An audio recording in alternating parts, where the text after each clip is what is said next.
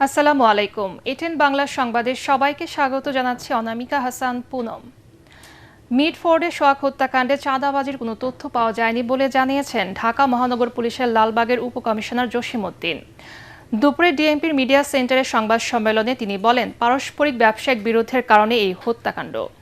তিনি বলেন, আসামিদের রাজনৈতিক পরিচয় এখন পর্যন্ত নিশ্চিত হওয়া যায়নি। নিহত সোহাগ ও হত্যার সাথে জড়িত আসামিরা একসাথে ভাঙাড়ির ব্যবসা করে আসছিলেন। তবে শুধুই কি ব্যবসা নাকি সোহাগের আগের কোনো কার্যক্রম ছিল তাও তদন্ত করছে পুলিশ। ঘটনাস্থলের সিসিটিভি ফুটেজ, মোবাইল ভিডিও ও সাক্ষীদের তথ্য বিশ্লেষণ করে জড়িতদের শনাক্ত করা হয়েছে।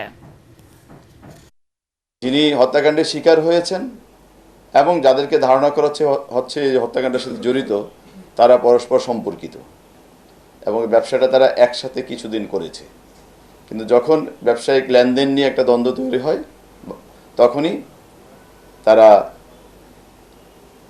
এই ব্যবসাটাকে আবার নিজেদের মতো করে করার জন্য তার সাথে বিবাদে লিপ্ত হয়, যার বিবাদের ফলশ্রুতিতে এই হত্যাকাণ্ডটি সংঘটিত হয়েছে।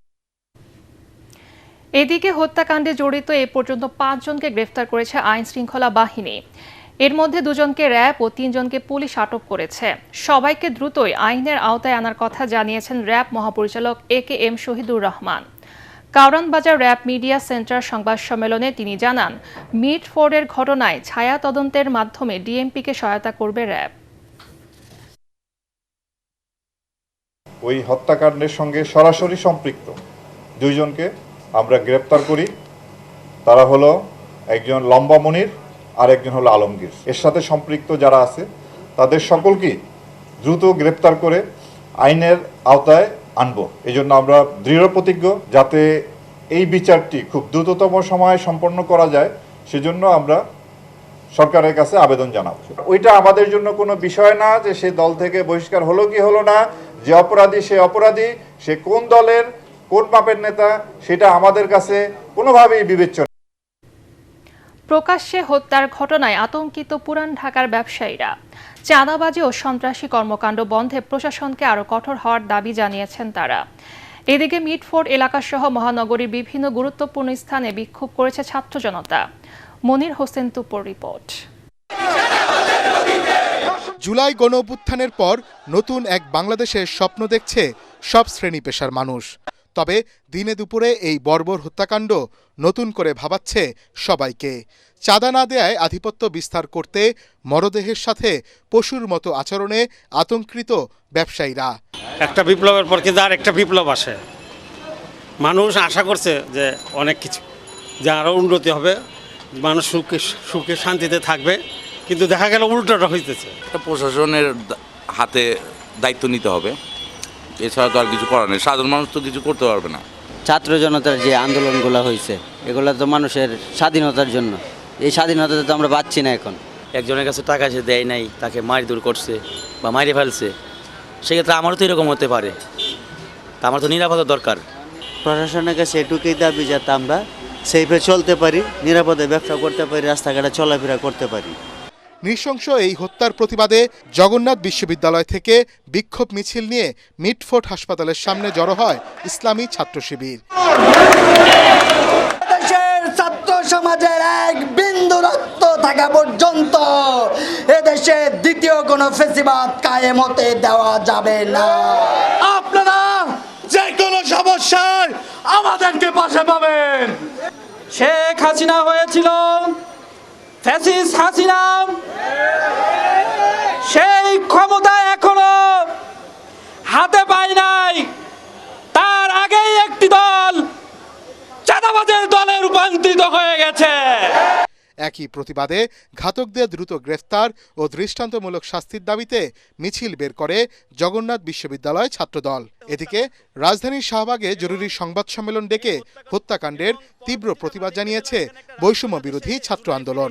নতুন বাংলাদেশে আবারও ফ্যাসিবাদের উত্থান জনগণ মেনে নেবে না বলে হুঁশিয়ারি দেন সংগঠনটির নেতারা। সকলকে বলবো, আপনারা ইতিহাস থেকে শিক্ষা নিন, বাড়াবাড়ি করেন না। বাড়াবাড়ির ফল বাংলাদেশে কোনোদিন মিষ্ট হয় নাই।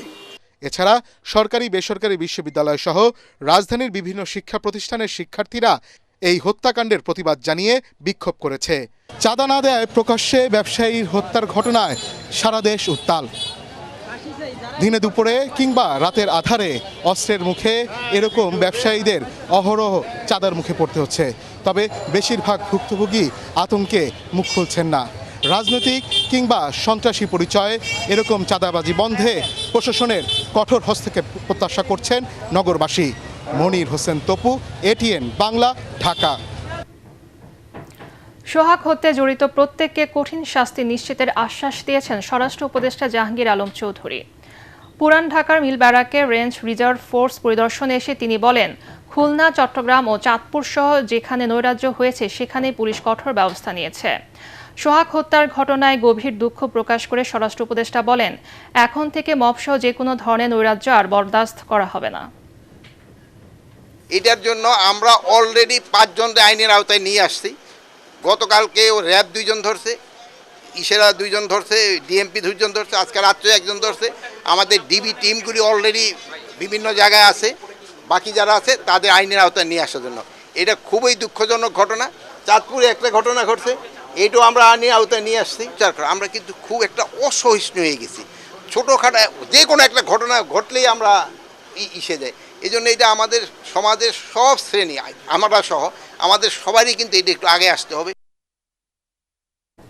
মিডফোর্ডে ব্যবসায়ী হত্যায় সরাসরি অংশ নেওয়া কেউ দলের সাথে সম্পৃক্ত নয়, শুধুমাত্র মামলার আসামি করায় 5 জনকে বহিষ্কার করা হয়েছে বলে জানিয়েছেন বিএনপির 3 সংগঠন, যুবদল, ছাত্রদল ও স্বেচ্ছাসেবক দলের নেতারা। তাদের অভিযোগ, সোহাগ হত্যাকে কেন্দ্র করে দলের বিরুদ্ধে অপপ্রচার চালানো হচ্ছে। যুবদল সভাপতি আব্দুল মোনায়েম মুন্না বলেন, হত্যার ঘটনাটি বৃহস্পতিবারের হলেও আইন শৃঙ্খলা বাহিনী শুক্রবার পর্যন্ত নিষ্ক্রিয় ভূমিকা পালন করেছে, যা রহস্যজনক। তিনি বলেন, দলের নাম ব্যবহার করে কাউকে অপকর্ম করতে দেয়া হবে না। মামলায় যাদেরকে আসামি করা হয়েছে আমাদের 3 সংগঠনের, আমরা